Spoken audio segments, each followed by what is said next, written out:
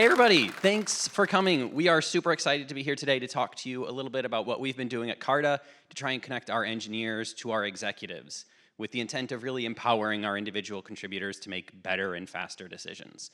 Between the two of us, we've spent about 40 years in tech, and our experience has been that for most decisions you face, the only right answer ever is, it depends. Do we want a relational database or a non-relational one? It depends. Do we want to buy this off the shelf or build it ourselves? It depends. Can this procedure be eventually consistent or not? It depends. Do we want to move fast and accrue some tech debt, or do it right the first time? Do we need a monolith or microservices? Do we want to push or pull? It depends, it depends, it depends. That's cool. You keep saying it depends. It depends on what? It depends on a lot of things. It depends on how much it's going to cost. It depends on what your time to market is or your other business goals. It depends on the existing architecture patterns of your code. It depends on the staffing of the team, what their skill set is, who's going to be the long-term owner. It depends on your performance requirements and your failure tolerance. I've seen an architecture decision that depended on whether or not our support staff observed daylight saving time. So it depends on like a dozen things. Which of these is most important? Shwana, it depends. How did I know you were going to say that? But a lot of the things when we're having these conversations, it's not actually the technology necessarily that it depends on. So often what we're dealing with is actually the principles and the people. If we only had to deal with the technology, honestly, that's like the really easy part. The principles and the people problems are when things get really hairy. And now you have to find a way to get all of the priorities and context into a room and properly considered, which is just really a lot of work, sometimes super exhausting, and occasionally really frustrating. And you'll spend all this time chasing consensus. Maybe you get halfway down the path only to realize, oh, no two people agree who the final decision maker even is.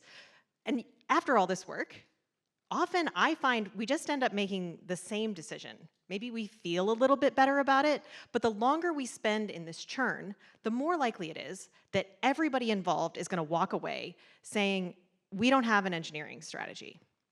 So what we want to talk you through today is some of the changes we've made to how we work at Carta to consolidate the inputs to these debates and empower our engineers to drive faster outcomes with more conviction. But before we do all of that, maybe we should introduce ourselves. My name is Shwana Martell, and I'm a senior staff engineer at Carta. I'm Dan Fike. I'm the deputy CTO at Deputy to the CTO. It's the same thing. It really isn't. Anyways, Shwana and I are... Shwana and I are two of the creators of a program at Carta we call Navigators. Navigators are essentially individual contributors that are accountable to apply and evolve our engineering strategy. The core thesis behind this is really to enable our ICs to lead, to do their best work, and to land better outcomes for themselves and the company. Now, Shwana and I are both ICs in pretty different roles, and we've taken very different career paths to get where we are, but we have both seen and participated in a number of past attempts to make decisions more quickly. None of those have worked as well as what we're doing today, which is why we wanted to share with you what some of these past attempts were, why they failed, and what we're doing instead, why it's working, what we've learned along the way, and what you can hopefully do to recreate this. Now, throughout my career, I've seen several companies try to smooth this path to consensus and boost velocity. So often, those attempts take the form of a committee. In one case, it was literally called the Jedi Council. Listen, I'm a big Star Wars fan, and I found this really hard to believe. Well, it's real, and frankly, I find your lack of faith disturbing. This is not an obviously silly idea. It actually has a lot going for it. You don't have to wonder who the decision makers are. It's super clear who you have to convince. And you can probably get time with them. They almost certainly have some like regular review hour where you just sign up with your proposal, right? But there are often drawbacks to these types of committees too. Sometimes it ends up being a place you need to go to show your clout or get a promotion. It can be really hard to know how much context to bring to the committee because you don't know how much context they need. And in sufficiently large organizations, sometimes you have to wait weeks for a slot, and maybe you're blocked that entire time because you don't have the committee's blessing yet. Now, we've actually tried some committees like this in the past. None of them really gave us what we were looking for. One of the common issues is that the members often lacked the same set of shared principles that guided their decision making. And that's really important at a company like Carta. Carta changes a lot. Changes in leadership, rapid growth, reorgs, a move from monolith to microservices, an early shift toward an event-oriented architecture, new business units, acquisitions. All of these things compound to make decisions so much harder and to give you far less conviction about them. Our engineers were craving guidance, and all of these mechanisms we had to provide it were flawed at best. Folks were saying, we don't have an engineering strategy. So it turns out this right here, this is actually the root of our problem. Even when we ostensibly knew who could decide something, without this set of shared principles, those decisions often at best would feel arbitrary or unfair, and at worst, just never get made at all. It means that when we say it depends, our engineers don't understand what all it depends on or how to resolve those dependencies. So we did something that might seem fairly obvious by this point in the talk. We wrote an engineering strategy. Now it's easy to be very abstract when you talk about strategy. So here's just a small concrete example from our actual engineering strategy. And like if you look at the first bullet there, it's really easy to imagine decisions around architecture or sequencing or prioritization that are just made automatically with that guidance. You know, to put it very simply, our strategy really is the principles we want to drive our decision making. So we did have an engineering strategy the whole time. What do you mean? Well, I mean, we were making decisions, right? Sure. Those decisions were underpinned by some philosophy or principles. If we'd been flipping a coin for every decision, which I can assure you we were not, but if we had been, wouldn't it be fair to say our engineering strategy is to spend no time making decisions and just go, go, go? I think that's right. And for a lot of folks here today, they probably also have an engineering strategy that might exist only implicitly or culturally. We would argue that that is not enough. There is an immense power in simply trying to write this down. It forces you to think very deeply and critically, not just about what your strategy is, but about why. It'll also give you and your peers a lot of fun things to argue about, which I'm really only half joking because that you might think you're aligned with them, but once you try and put pen to paper, you'd be surprised how much misalignment is going to surface. Most importantly, though, by writing this down, it allows us to elevate our ideas, giving voice to the engineering organization itself. This isn't just your opinion. This is the company's opinion. Our engineers don't have to ask, what does Dan or Shwana think about this? They can consult the engineering strategy and say, well, what does Carta think about this? Additionally, once you write it down, it becomes much easier to communicate as you iterate the changes to your strategy because it will change over time. Now, we'd never written anything like this before, especially at an organization like ours, which has about 400 engineering staff in it. And at the time we were doing this, we were a little bit between CTOs, so we knew it was really up to us. So Shwana and I and a few others, there were 5 of us in total, we set out to figure out what we should do here. And we started by doing a bunch of research. What are other companies doing when they think about their engineering strategy? In that research, we came across this guy, Will Larson. He's also speaking at Leading Edge day after tomorrow. He has written extensively about engineering strategy. And this really jumped out to us because he also happens to be the fella who literally wrote the book on staff engineering. We are big subscribers to his thoughts on IC leadership, and so we really wanted to take his direction on engineering strategy to heart. We sought to apply his learnings. It's a really good thing, too, because a couple months later, we got a new CTO. It was Will Larson. You can imagine how validating that felt. It's true. Will's perspective is itself an extension of Richard Rumelt's from his book, Good Strategy, Bad Strategy. And as such, our strategy has really 3 distinct sections worth thinking about. The first is the diagnosis. You'll see some text here. You don't have to read it. It's illustrative. The diagnosis is really describing our current situation. What's working well? What's working poorly? The next section, this is the guidance. These are really the principles you want to underpin your future decisions. And ideally, this naturally flows from your diagnosis. Lastly, you want to outline any actions being taken holistically by the organization that are the result of trying to apply or maybe just enable the guidance you've written down. Sometimes you might have a diagnosis and some guidance you need to get out there with no action. That's fine too. As we were putting this together, we spent a lot of time looking around at what we were doing already. And as you might imagine, if you ever look around where you're working, you always see some spots with room for improvement. Maybe where we'd previously prioritized not quite the right thing. When we were first writing our strategy, we were very tempted to take this opportunity to fix those situations. But we knew If we put together an engineering strategy that was just a wish list of how we imagined the company could operate, it would be viewed as aspirational and unrealistic. Our engineers would think we were just totally out of touch and they would reject and dismiss it outright. So instead, we really sought to document honestly, yeah, big surprise, right? Document honestly the principles that we saw being applied today. If we were making a decision with a coin flip, again, we weren't. If we were making a decision with a coin flip, we should put that in the strategy and all feel properly ashamed by it. Once this status quo strategy had landed and the controversy had started to settle, then we can start to enact changes to it incrementally, where the before and after is clear and the pivot can be communicated. So this is great. Having an engineering strategy was awesome, but this was really only step 0 because we knew we couldn't just drop these documents into Slack and like ride off into the sunset victorious heroes. Not everyone is going to understand how to apply the strategy to their work. And there are inevitably going to be edge cases where the strategy just doesn't work the way we intended.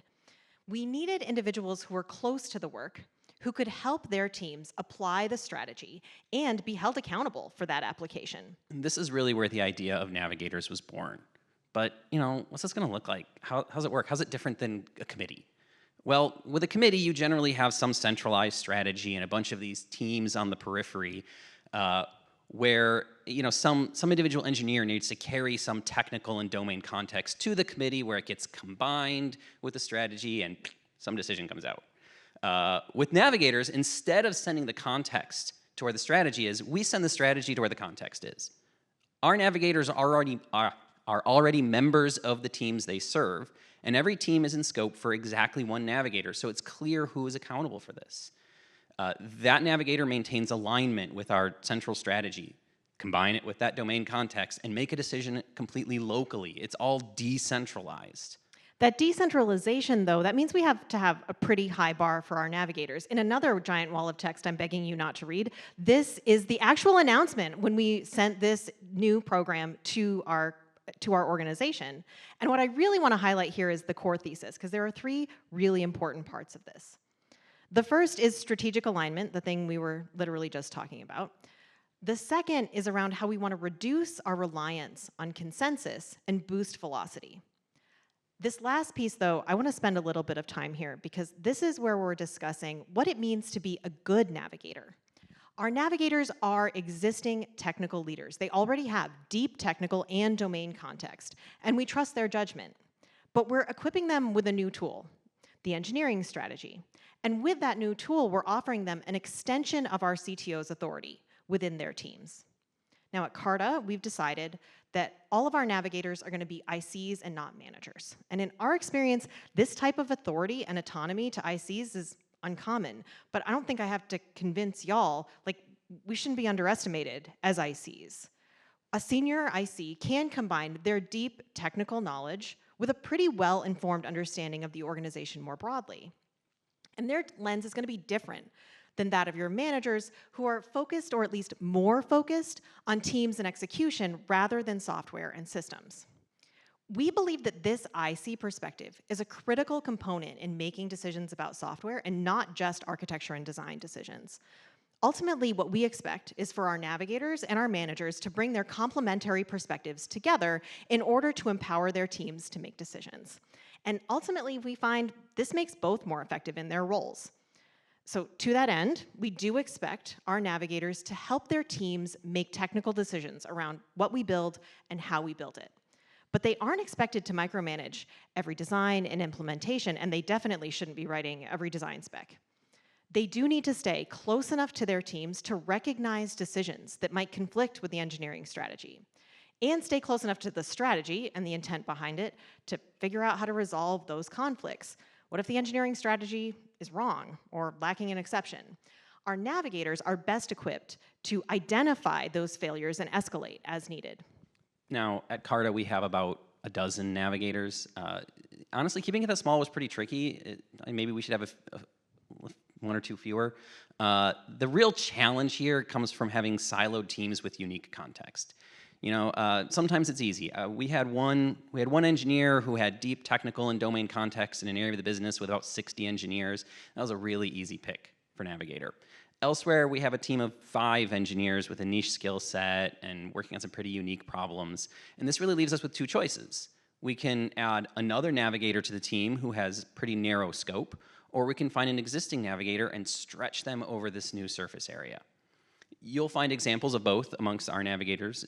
It is a balancing act between the effectiveness of any single one who might be forced to ramp in some completely new area, versus the effectiveness of them collectively, where if there's too many, it becomes hard to maintain relationships and harder for them to iterate strategy. Now, this one didn't get a chuckle. She mentioned we were bad at jokes. These aren't just alligators, they're also navigating, they're navigators. Okay, the best jokes require you to explain them on stage. Someone got it. I'm so proud of this slide. In a callback to this morning, you can imagine, when you talk about having too many navigators, if these were all cruise directors, it would be a pretty lousy cruise.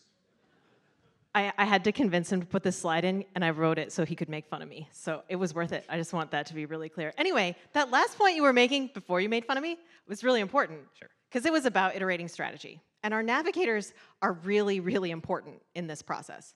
So navigators are the result of our engineering strategy.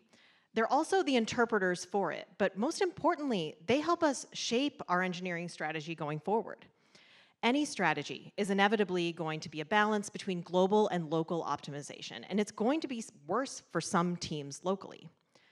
Our navigators can identify these places where our strategy is failing and help their teams navigate that failure successfully, ultimately working to improve the strategy. Now, I want to be clear about something, though. Navigators don't own the strategy. Consensus is not a good way to land on something like that. The strategy is owned by the executive. And maybe that's a CTO or an SVP of engineering. I don't know how your organization is built. But the navigators, they're really there to advise and inform that executive on how the strategy is playing out in practice. And this executive-navigator relationship ends up being very symbiotic. That executive benefits tremendously from your ability as a navigator to influence them and the engineering strategy. But also, let's be real, you benefit tremendously from your ability to influence your executive and the engineering strategy. So we're about a year into this now. We're on our second cohort of navigators. Have we actually found any of the benefits we were looking for? I think this is best demonstrated with a story, and this is actually from really early on, very shortly after Strategy and Navigators first launched. I was navigating a team that was considering building a new platform. We were encountering a problem we'd seen a few times previously, and it just didn't take that much imagination to see how it might manifest in other domains going forward. So the team was really excited. They were going to dig in and generalize, solve this once and for all. And it's true, there were a lot of surface area similarities, but when we dug into the details, there was sufficient deviation. I just wasn't convinced that a platform was the right choice. So in a pre-Navigators world, I would have spent a bunch of time building consensus around this idea of not building this new platform, and probably having to convince a bunch of people who the actual decision makers were. But now I was the navigator, equipped with our strategy.